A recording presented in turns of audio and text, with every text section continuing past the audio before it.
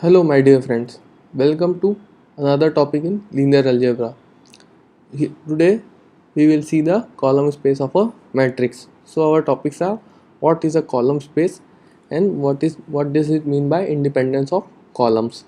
So, just like the vector space, column space contains all the linear combinations of a matrix A. Suppose you have a matrix A of m by n entries. So all the linear combination of the columns will be the column space.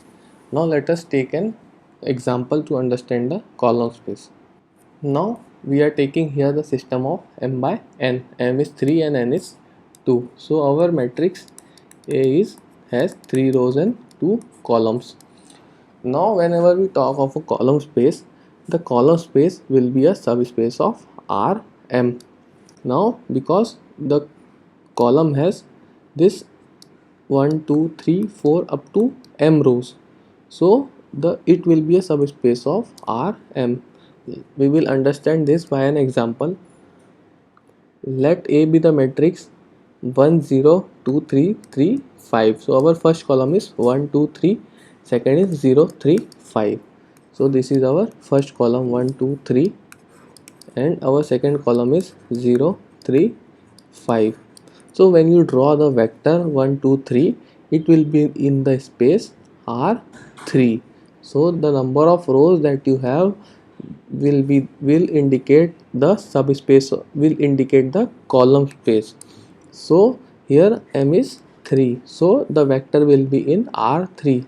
Hence we say that the column space is a subspace of R3 here.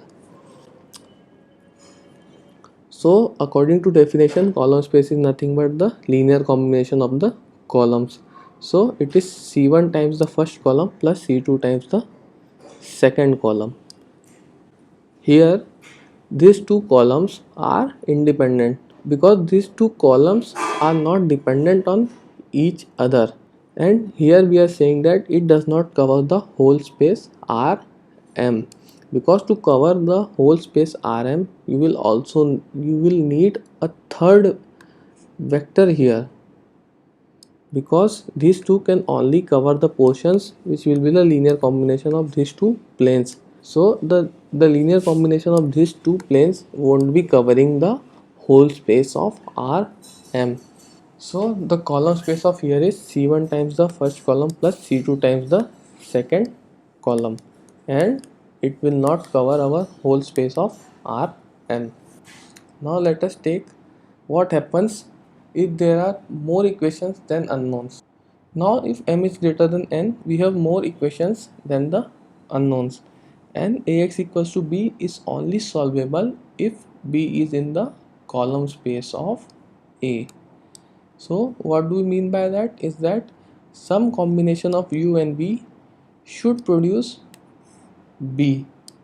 If it does not produce b, then this b is not in the column space of the matrix A.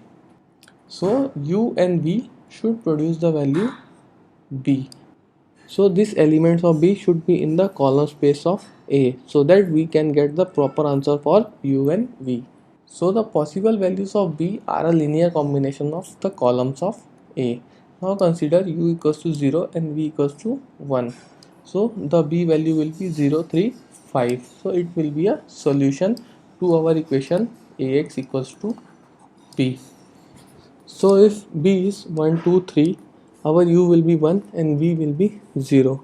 So this will be our solution. So what we are saying is that B should be in the column space of A. Only then it will be solved. So what are our requirements for the column space of A? Our first requirement is that if some B is in the column space of A and some B dash is in the column space of A, then the addition B plus B dash is in the column space of A. That is, if Ax equals to B, Ax dash equals to B, then Ax plus S dash will produce B plus B dash. So the linear combination of the X will produce B plus B dash, that will be in the column space of A. So it obeys the addition. Now the second is, if B is in the column space of A, then so is K times B. Here our K is constant. For example, our column 0, 3, 5 was in the column space of our matrix, then so will be 0, 6, 10. For example, 0, 3, 5 is in the column space, then it's 2 multiplied by 0, 3, 5, that is 0, 6, 10 will also be in the column space of A. This new B, Ax equals to KB, will also be, this KB will also be in the column space. Now we say that Ax equals to B, some combination makes B, some combination of the variables present in X makes B. Now when we multiply our combinations by K, for example here X was U and B, so when we multiply by K, it is Ku and Kb. This will produce K times B. So it also obeys multiplication. So our linear combination should obey multiplication and addition, and it obeys here. So this KB and B plus B dash will be in the column space. Now what does it mean by independence of columns? Now consider this matrix A.